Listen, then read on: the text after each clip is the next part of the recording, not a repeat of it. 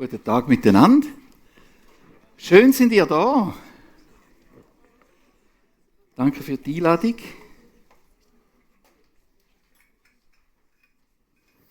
Ich bin gebeten worden, noch kurz etwas zu sagen zu mir.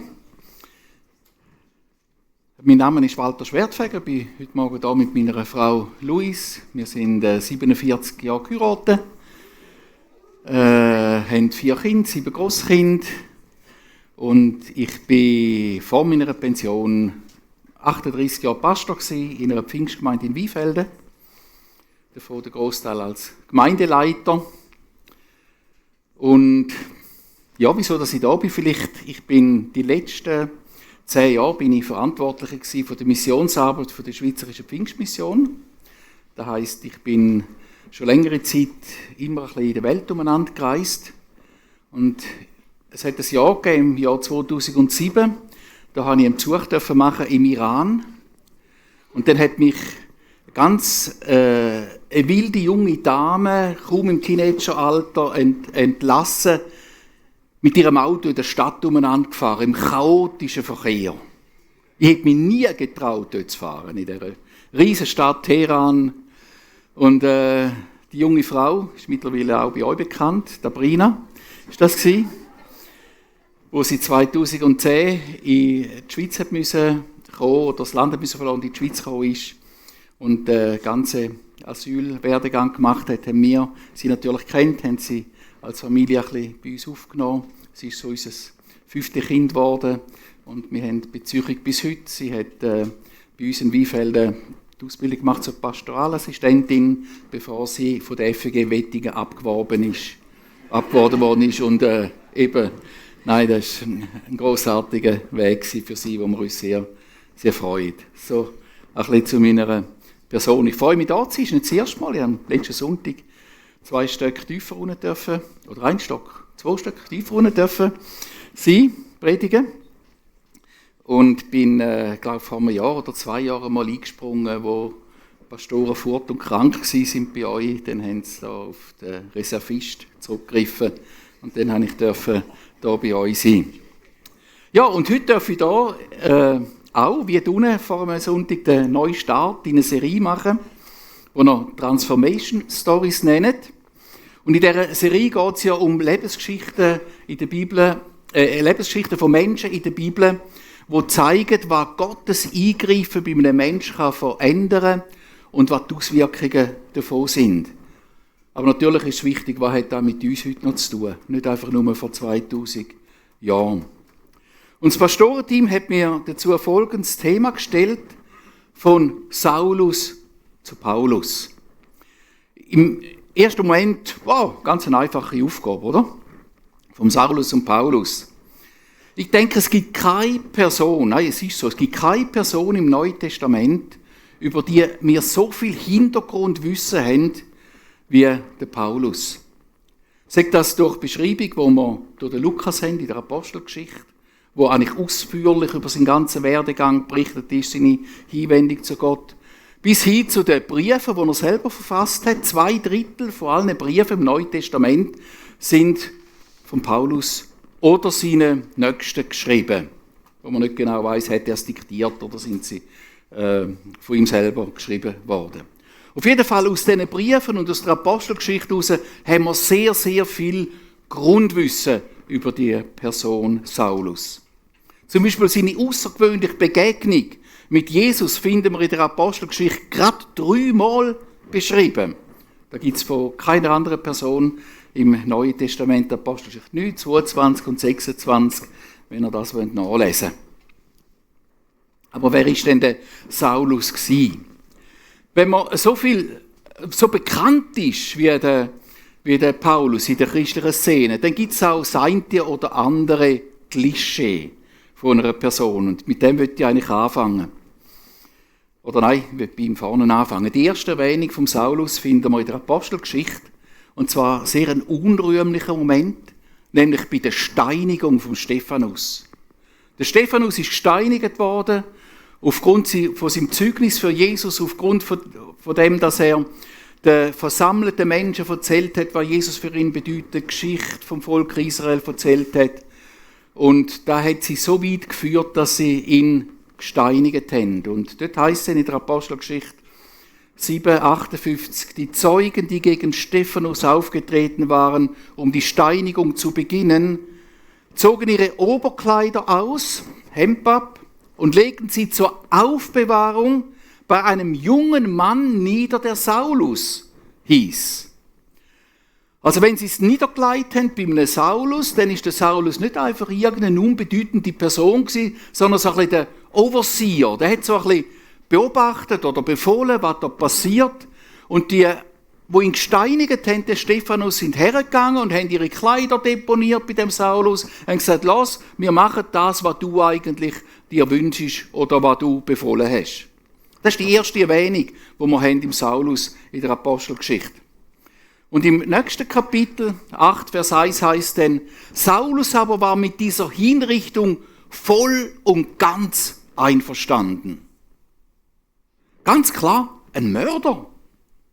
Wir haben es mit einem Mörder zu tun, wenn wir heute Morgen von dieser Person Paulus reden. Es ist dann weitergegangen. Paulus hat gesagt, er langt mir nicht, dass der Stephanus jetzt gesteinigt worden ist. Und in Apostelgeschichte 8, Vers 3 heißt, Paulus aber suchte die Gemeinde zu zerstören, ging von Haus zu Haus und schleppte Männer und Frauen fort und warf sie ins Gefängnis. Geschichten, die wir heute noch kennen, aus Ländern, wo Verfolgung ist, wo es genau auf die Art und Weise passiert, zum Beispiel auch im Iran hat es diese Geschehnisse auch gegeben. Die Polizei ist gekommen, in die Wohnungen der Gläubigen, haben sie mitgenommen, ins Gefängnis geworfen, wie zum Beispiel ein Victor und Shamira.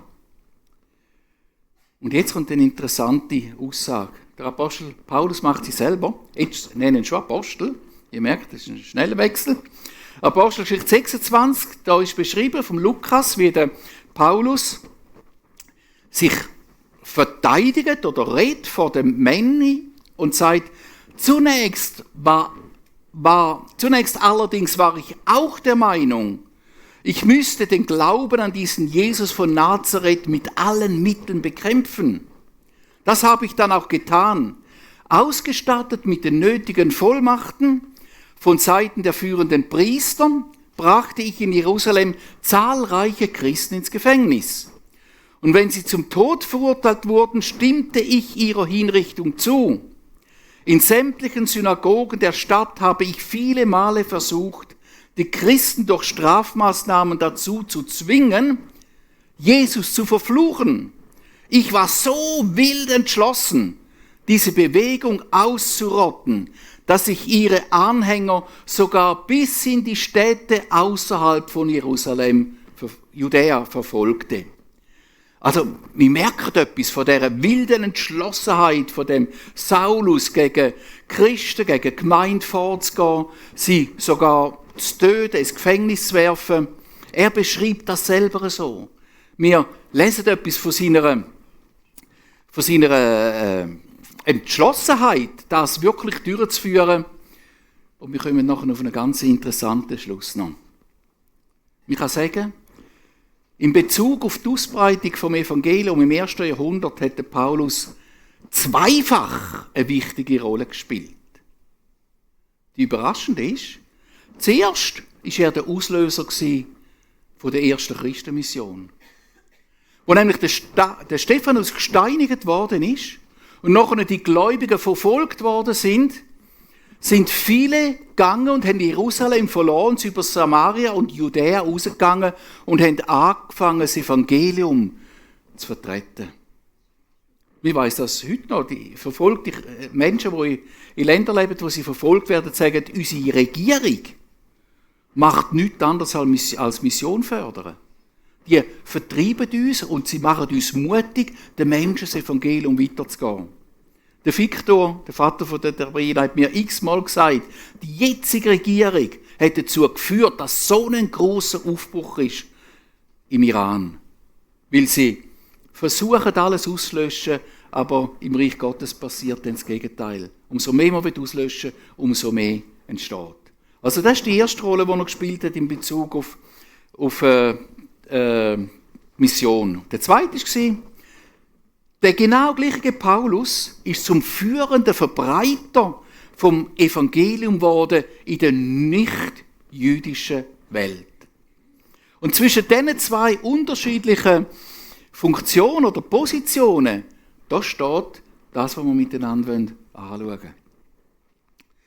Es gibt unzählige Ikonen, das sind da die heiligen Bilder. In welche Richtung muss ich da? Papa? Muss ich noch einschalten? Jetzt, jawohl. Das sind so Ikonen, heilige Bilder, Wandbilder, Kirchen, Abbildungen, in Kinderbibeln. Die zeigen den Paulus. Ich hätte mir wahrscheinlich alle so beschrieben, wenn er gefragt hätte, wie hätte er ausgesehen, oder? Mit Bart, mit Glatze, oder eine hohe Stirne, ist anständiger. Und mit einem Buch in der Hand, oder? Das ist so das Bild, das man hat, wo man, wenn man Kind fragt, was denkt er, wie hat Paulus ausgesehen, dann entspricht es etwa dem so wieder dargestellt. Zeigt etwas sicher von seinem Hintergrund, den er hatte, als Schriftgelehrter, da mit dem Buch unter der Hand. Er bezeichnet sich selber als Pharisäer, der führende Sippe der Schriftgelehrten. Wohlgemerkt, im 1. Jahrhundert hat es noch keine Bücher gegeben. Also das ist ein Klischee, dass er ein Buch gehabt hat. Ich habe gerade im Ruben vorne erzählt, dass ich eigentlich mit meinem iPad viel näher bin an den ursprünglichen Schriften, wie da, was da auf dem Bild dargestellt ist. Ich muss nämlich auch so aufrollen.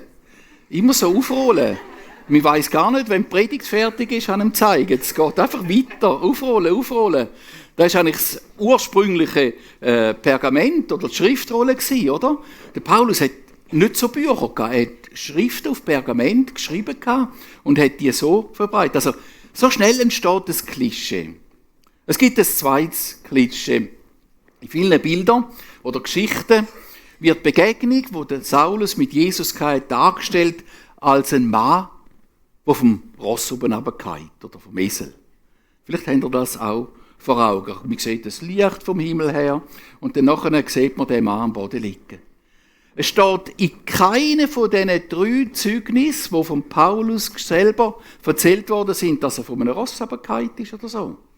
Das heisst einfach, er ist umgekehrt. Und für viele ist klar, er ist geritten dort. Und dann ist ihm Jesus begegnet, hat es ihm geredet, das ist ein Bild auf dem Himmel. Und er ist von einem Tier oben runtergefallen. Vielleicht war es ein Kamel, vielleicht ist es zum Auto ausgefallen oder was auch immer. Auf jeden Fall steht das nie in der Bibel geschrieben. Ich merke, ich bin immer noch auf einem Anlaufweg auf etwas. Ein Klischee, wo man manchmal wie so groß im Kopf hat, dass man das Wesentliche verpasst daraus. Aber keine von diesen 3 Geschichten zeigt etwas von Sturz, sondern Paulus, seine Begleiter, sind zu Boden gefallen, wo sie das Helllicht gesehen haben und eine Stimme gehört haben. Und dann kommt die 3. Vorstellung, die man in der Bibel so nicht findet. Und ich hoffe, dass ich nicht zu viel von euch jetzt brüskiere. Weil es eigentlich eine schöne Geschichte wäre. Aber eigentlich, oder wir können das sagen, ist fast ein Narrativ. Eine, die sich ganz tief verwurzelt hat unter Christen und auch als weltliches Sprichwort sehr bekannt worden ist. Ihr habt den Predigttitel gesehen, gell?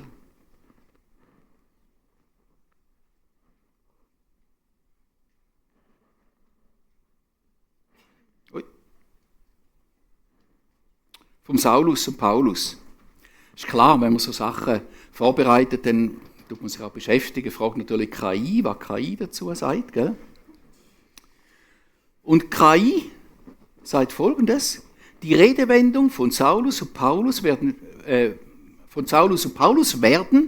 beschreibt eine radikale Kehrtwendung. Ein Mensch ändert seine Meinung, seine Einstellung oder sein gesamtes Leben von Grund auf und wird vom erbitterten Gegner zum überzeugten Befürworter. Hat KI da recht oder nicht recht?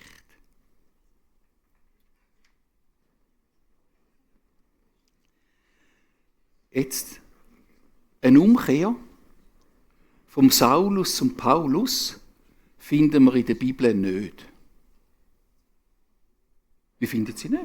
Es gibt von der Bibel her keine Umkehr vom Saulus zum Paulus.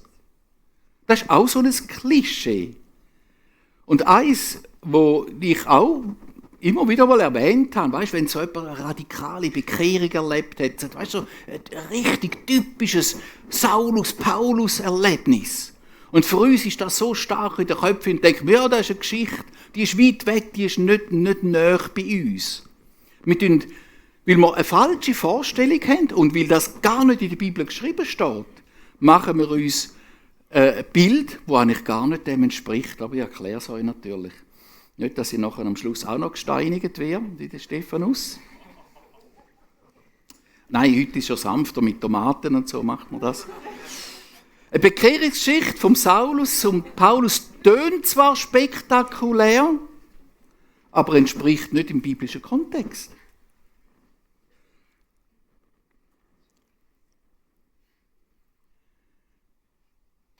Ich weiß nicht, ob der ein bisschen warm hat da.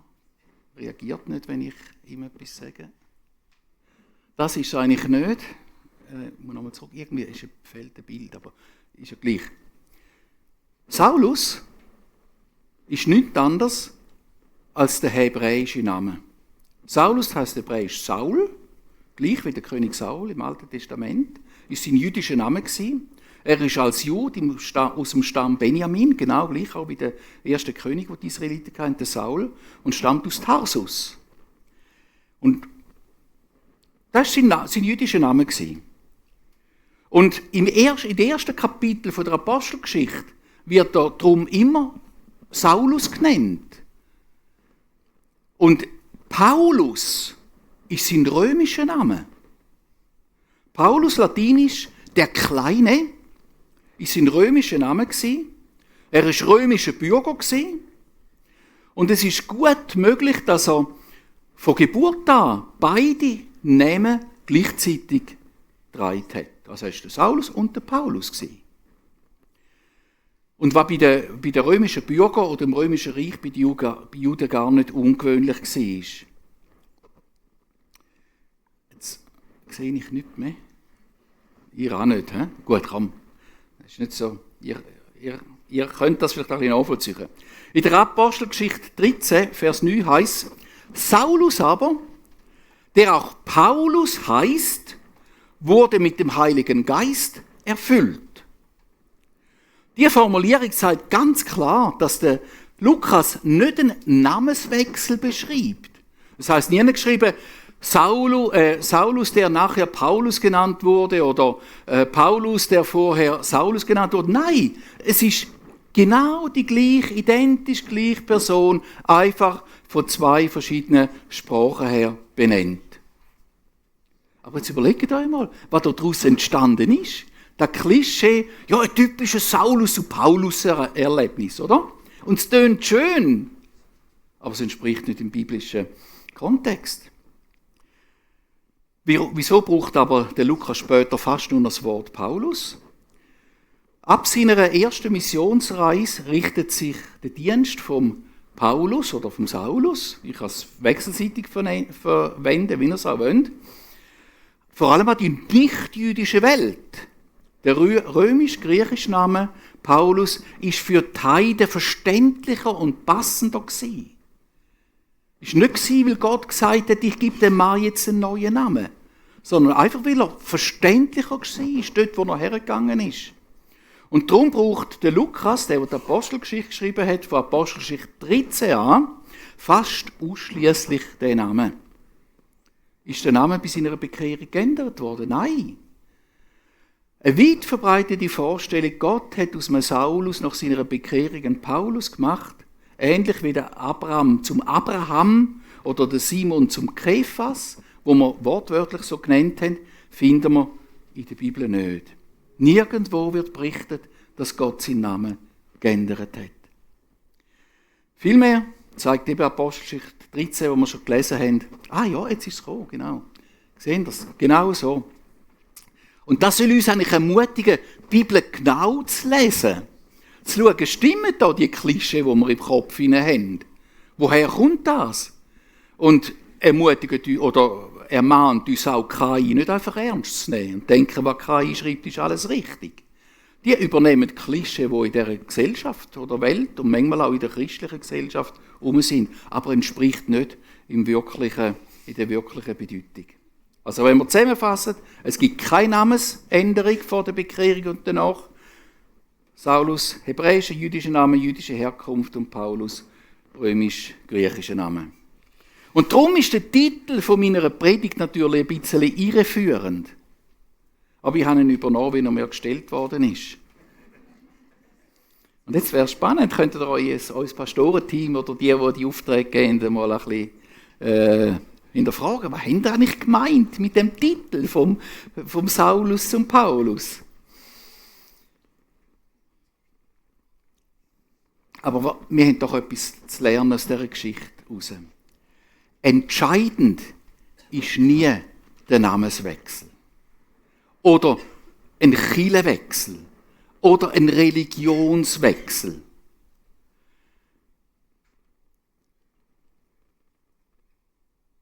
Wenn jemand aus einem muslimischen Land kommt und meint so, jetzt komme ich in ein europäisches Land, wo Christentum bekannt ist, jetzt werde ich einfach Christ, da könnte mir vielleicht noch helfen, ohne dabei eine Herzensumkehr zu Jesus zu machen.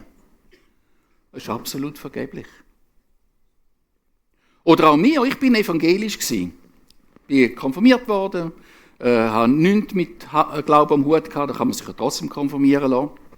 Das ist nicht eine Voraussetzung. Und habe erst mit 17 Jesus kennenlernen. Und für mich war klar, ich arbeite da irgendwie in der evangelischen Kirche mit und bin zum Pfarrer gegangen und habe ihm gesagt, hey Pfarrer, nein, nicht so, das war noch nicht so freundschaftlich. Herr Pfarrer, sowieso, Sie haben mich konfirmiert, ich kann Ihnen ein grossartiges Zeugnis erzählen. Ich durfte Jesus kennenlernen. Nicht hat er gesagt. Und dann habe ich gesagt, ich habe mich bekehrt. Nicht hat er gesagt, weißt du, das wäre gar nicht nötig gewesen. Du bist evangelisch, das langt. Er hat mir alle Freude an ich weggenommen, indem er mir meine Erfahrung, die ich mit Jesus machen durfte, meine Umkehr, die ich machen durfte, einfach zunichte gemacht hat. Aber nachher den Namen weg, oder nachher bin ich auf die Gemeinde gegangen und habe gesagt, so, ich trete aus der evangelischen Kirche, das war mir zu viel gewesen. Und ich gehe in eine Freikirche. Aber wenn ich das gemacht hätte, ohne eine Herzensbeziehung zu Jesus, wenn ich einfach gesagt hätte, ich trete aus der Kirche, ich gehe jetzt in eine Freikirche, das sind tolle Typen dort, die machen so coole Worship und alles, ich gehe zu denen, das verändert nichts, wenn mein Herz nicht mit Jesus in Berührung gekommen ist.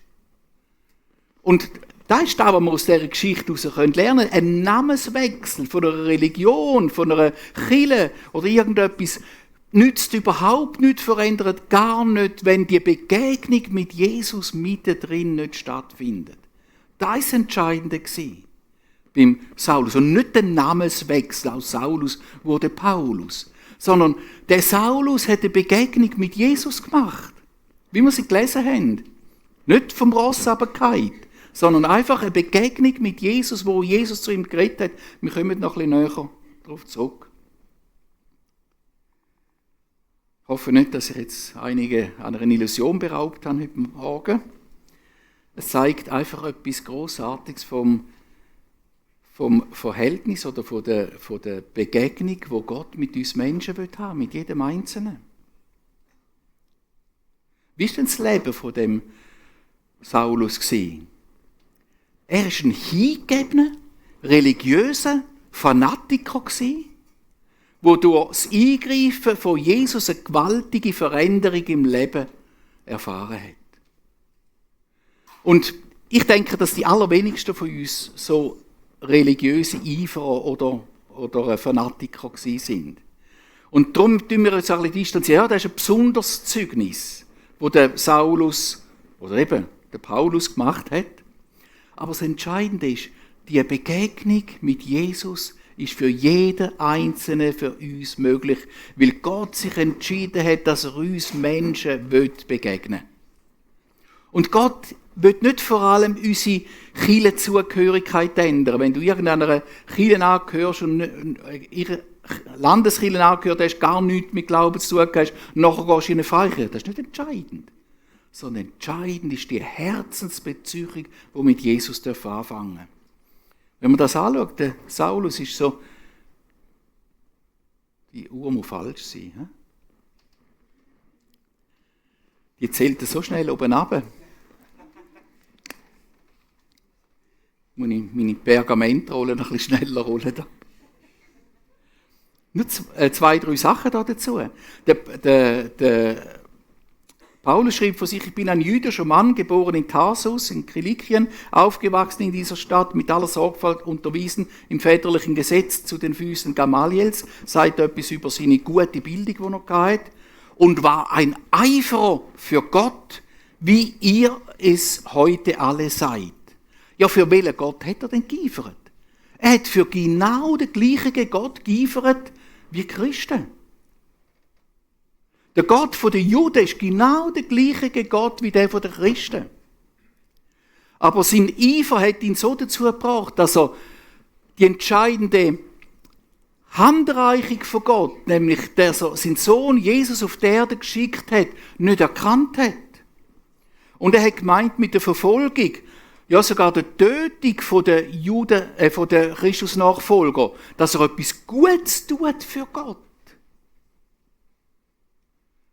Das erinnert mich an Religionen, die es heute noch gibt. Die haben das Gefühl, sie tun etwas Gutes für ihren Gott, wenn sie Christen umbringen. Das hat nicht geändert, seither. Die nächste Folie. Saulus aber suchte, die Gemeinde zu zerstören, ging von Haus zu Haus, schleppte Männer und Frauen fort und ließ sie ins Gefängnis werfen. Also er hat fortgefahren, immer mit dem Gedanken, er ist überzeugt davon, er tut etwas Gutes, um Gott zu gefallen. Und in die letzte Stelle noch in dem Zusammenhang. Paulus aber sah den Hohen Rat an und sprach, ihr Männer, liebe Brüder, ich habe mein Leben lang mit gutem Gewissen vor Gott geführt bis auf diesen Tag. Unglaublich, oder? Selbst nach seiner Umkehr zu Gott hat er gesagt, damals, wo ich Jesus noch nicht begegnet bin, habe ich auch das Gefühl, ich habe ein gutes Gewissen. Zeigt uns, dass unser Gewissen auch zu tun hat mit Erziehung, mit Belehrung und so weiter. Also der Saulus ist so, ich kann auch Paulus sagen, ich bin Karol. Der Saulus ist so belehrt gewesen, wenn ich jetzt die Christen verfolge, dann tue ich etwas Gutes für meinen Gott. Und da ist das Fatale gewesen. Ohne die Begegnung mit Jesus hätte er nicht erkannt, dass er Gott zwar dienen will, aber völlig fehlgeleitet ist. Er ist nicht grundsätzlich ein böser Mensch gewesen. Seine Umkehr ist nicht vom Bösen zum Guten gewesen, sondern ist vom religiös Motivierten zum Messias-Nachfolger. Aber die Begegnung mit dem auferstandenen Herrn hat alles in seinem Leben verändert. Und ich glaube, da ist die Botschaft auch in dieser ganzen Geschichte hinein. Nicht eine Namensänderung, nicht irgendeine neue Kirche besuchen, sondern Begegnung mit Jesus verändert unser Leben. Ich habe es bereits erwähnt, nach der Aussendung in die Mission nach Apostelgeschichte 13, wo in Antiochia stattgefunden hat, ist der Saulus mindestens 14 Jahre vorne schon Jesus-Nachfolger gewesen. Also 14 Jahre nachher ist er ausgesendet worden. Also so lange hat man ihn Saulus genannt. Also einfach nochmal zum Unterstreichen, es war nicht seine Namensänderung, sondern sein neuer Auftrag, den er hatte. Und jetzt möchte ich noch einen anderen Aspekt anschauen, der mich immer wieder tief bewegt, wenn ich die Geschichte lese. Als er auf dem Weg nach Damaskus war, ausgerüstet mit Papier, dass er Christen verfolgen durfte, hat sie ins Gefängnis werfen, ist er von einem Licht geblendet worden, zu Boden gefallen und er ist angesprochen worden von einer Stimme. Und die Stimme hat gesagt, Saul, Saul, also auch wieder hebräisch, Saul, Saul, was verfolgst du mich? Was sei die an Saulus gestellte Frage für uns heute noch aus? Wer hat denn den Saulus verfolgt? Er hat die irrgeleiteten Menschen, die einem gestorbenen Jesus nachgefolgt sind, wo gestohlen worden ist aus dem Grab raus, oder? In seinem Kopf. Ist da alles so passiert? Die hätte er verfolgen, weil sie irregeführt sind auf einem falschen Weg und die müssen weg. Die dürfen sich nicht weiter ausbreiten. Für den Saulus ist Jesus ein falscher jüdischer Lehrer gewesen, der gar nicht mehr lebt. Und jetzt spricht ihn eine Stimme an und sagt, Saul, warum verfolgst du mich? Hey, das war ein gewaltiges Erlebnis für den. Für ihn ist der Jesus tot gewesen. Und jetzt spricht er ihn an, was verfolgst du mich? Und er hätte können sagen, ja, ich verfolge dich gar nicht, ich verfolge die Menschen auf dieser Erde. Und jetzt kommt der wichtige Punkt.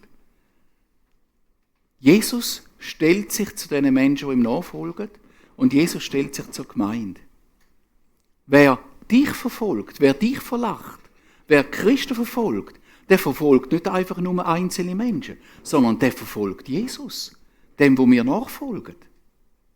Ich glaube, wenn der Gedanke in uns so richtig intus ist, dann tut sich etwas ganz Neues auf. Jesus identifiziert sich völlig mit der Gemeinde, mit denen, die sich zusammentun, um Jesus nachzufolgen.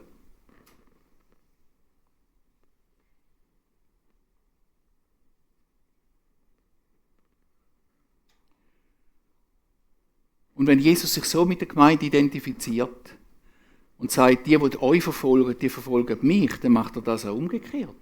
Nämlich die mir dienen in der Gemeinde, die zu mir gehören, zu denen stelle ich mich. Und das ist ein anderer, ganz, ganz entscheidender Gedanke für dich. Wenn du ein Jesus-Nachfolger oder Nachfolgerin bist, dann bist du nicht einfach irgend auf dem Papier ein Christ oder etwas, sondern du gehörst zu Jesus. Und Jesus sagt, du gehörst mir. Wie er gesagt hat, du verfolgst mich. So gehört jeder, der zu Jesus gehört, identifiziert sich Jesus mit dir und sagt, du liebst mich, wenn du Gemeinde liebst. Du liebst mich, wenn du Geschwister liebst. Wir gehören zusammen. Ich finde den Gedanken aus dieser Umkehr, wo wir in dieser Bekehrungsgeschichte vom Saulus sehen, der ist so ein entscheidender für Christen jetzt noch da auf dieser Welt. Wer uns verfolgt, wer uns verflucht, wer uns verlacht, wer uns verspottet, der verspottet Jesus, wenn wir ihm nachfolgen. Was lernen wir aus dieser Geschichte über Gott? Bei Gott ist nichts unmöglich. Selbst aus einem Verfolger von Jesus kann er einen Nachfolger machen. Und wenn er das machen kann, dann kommt er auch mit den Menschen, die wir beten für sie, kann er zu Gang kommen, oder?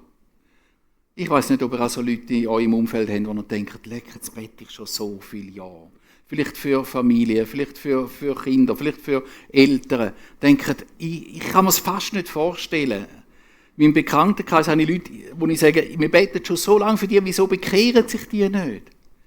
Aber wenn ich das Zeugnis lese von Paulus, muss ich sagen, bei Gott ist es möglich. Wenn er einen Jesus-Verfolger kann zu einem Jesus-Nachfolger machen, dann kann er das auch mit diesen Menschen um uns herum. Jetzt tue ich ganz kurz 3 Sachen noch einblenden. Der Paulus hat Gnade von Gott erlebt. Er sagt, ja, Christus ist in die Welt gekommen, um Sünder zu retten. Sünder. So die wir erkennen, sie sind schuldig vor Gott. Auf dieses Wort ist Verlass. Es ist die Botschaft, die vollstes Vertrauen verdient. Und einen größeren Sünder als mich gibt es nicht, sagt der Paulus selber. Und wenn du heute Morgen da bist und sagst, ich habe so viel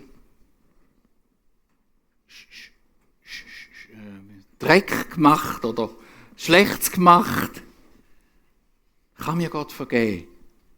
Der Paulus sagt, es gibt keinen grösseren Sünder, als ich war. Und Gott hat mir Gnade schenken. Es ist niemand da rein, der nicht Gottes Gnade erleben kann. Und wenn du dich unwürdig fühlst und denkst, für mich gilt das nicht, ich habe zwar niemanden umgebracht, habe ich so viele schlechte Sachen gemacht. Begegnung mit Jesus kann dir Gnade schenken, dass du von einem Unwürdigen zu einem Würdigen wirst. Nicht, weil du besser wirst, nicht, weil der Name änderst, sondern weil Jesus in dein Leben eingreift. Das Zweite, was ich über den Paulus sagen, was wir sehen, ist, der Saulus war ein Gehorsamer. Er war gehorsam in seiner Verfolgung der Christen, weil er das Gefühl hat, alles, was nicht von Gott ist oder was nicht Gott ehrt, muss ausgelöscht werden. Das hat er wirklich gemeint. Aber nachher hat er Jesus erkannt. Und hat er gesagt, so, und jetzt all in. Oder? Er ist wirklich all in gegangen. Zum Beispiel hat er gewusst, die Leute, die ich verfolge, was machen die zuerst, wenn sie Jesus nachfolgen? Sie lassen sich taufen. Das war für ihn gar keine Frage. Im selben Augenblick, als würde Schuppen von Sauls Augen fallen, er konnte wieder sehen, Saulus stand auf und ließ sich taufen. Das ist nur eines von diesen Beispielen, wie er radikal war, auch in der Jesus-Nachfolge. Er hat gewusst, die Jesus nachfolgen, lassen sich taufen, also mache ich das auch. Ich wünschte mir heute ein bisschen mehr Radikalität in der Umsetzung von biblischen Erkenntnissen. Wenn ich denke, wie ich manchmal mit Leuten diskutiert habe in der Gemeinde, ob sie sich jetzt taufen lassen oder nicht und was sie noch hindern und Zeug und Sachen. Ich glaube, der Paulus, der hat ja nicht zuerst 10 Jahre lang bewiesen, dass er wirklich jetzt das ernst meint, sondern es ist ihm wie Schuppen von den Augen gefallen und jetzt Jesus all in. Und vielleicht bist du heute Morgen da, wo auch so gewisse Schritte, es muss nicht nur Taufe sein, können auch andere Schritte sein, rauszögern. Hey, es lohnt sich das all in. Und dann noch die Frage, wieso gerade der Saulus? Und wir können auch sagen, wieso gerade du? Ich? Sind wir etwas Besseres? Nein, wir sind nicht Besseres. Gott braucht Menschen mit ihrem Leben, mit ihrer Hingabe, Gaben und Fähigkeiten, die sie vorne schon hatten, vielleicht für eine ganz andere Sache, aber er braucht sie jetzt für sein Reich. Ich denke da ganz viel. Ein Beispiel Musiker, die nichts mit Gott zu tun haben, dann lernen sie Jesus kennen und plötzlich fangen sie an, für Jesus Musik machen und Anbetung mit begleiten oder leiten, was auch immer. Einfach das Umkehren vom auch Schönen, aber nicht unbedingt Nützlichen, hin in etwas, das Gott dient. Und das ist das, was Gott mit dem Saulus gemacht hat.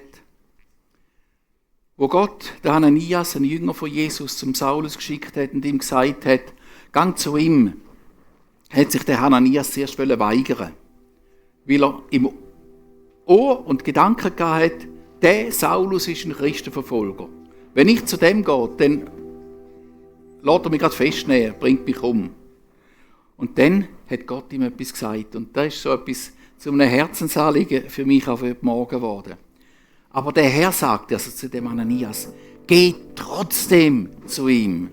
Denn gerade ihn habe ich mir als Werkzeug auserwählt, damit er meinen Namen in aller Welt bekannt mache. Gerade ihn.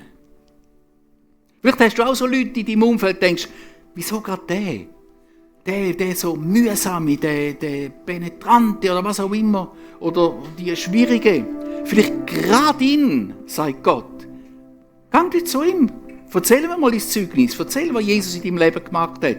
Und er kann von einem Werkzeug von der Ungerechtigkeit zu einem Werkzeug von der Gerechtigkeit werden, wie Gott denn zum Hananias gesagt hat. Bei den nicht-jüdischen Völkern und ihren Herrschern ebenso wie bei den Israeliten. Und ich will ihm zeigen, wie viel er von jetzt an um meines Namens willen leiden muss. Gott hat die Eigenschaft von Paulus, die Hingabe, die Sehnsucht Gott zu dienen genommen, hat sie umgewandelt durch Begegnung. Jesus hat sie umgewandelt durch Begegnung, hat ihn erfüllt mit dem Heiligen Geist und er ist zu dem Werkzeug geworden, wo die Heidenmission oder wo eigentlich dazu geführt hat, dass viele, viele Länder die Botschaft vom Evangelium gehört haben. Keiner ist so bekannt worden wie der Paulus. Aber er hat viel leiden müssen dafür da. Hat Gott ihm auch gesagt. Aber das Umkehren von Unnützen zum Nützlichen, ich glaube, das ist etwas von der nächsten Person, der nächsten Predigt dann kommt, da will ich nicht Aber das ist ein Geschenk, das Gott mit jedem Einzelnen von uns machen kann. Und wenn du da bist und denkst, ja, was nütze ich denn oder was kann ich bringen? Hey, Begegnung mit Jesus kann uns zu etwas hinführen, das Segen bringen kann. Und das ist Geschichte. Nicht die Geschichte vom Saulus und Paulus, sondern die Geschichte vom Eingreifen Gottes ins Leben von einem Menschen, wo das kann brauchbar machen kann, was bis jetzt unbrauchbar war. Es braucht keine Namensänderung dazu, sondern die Bereitschaft von meinem Herzen.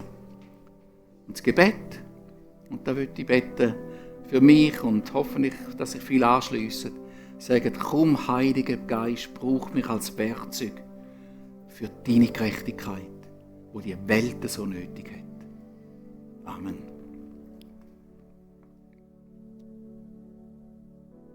Ganz herzlich, dass du einfach auch das Wunder hineingebracht hast im Leben von einem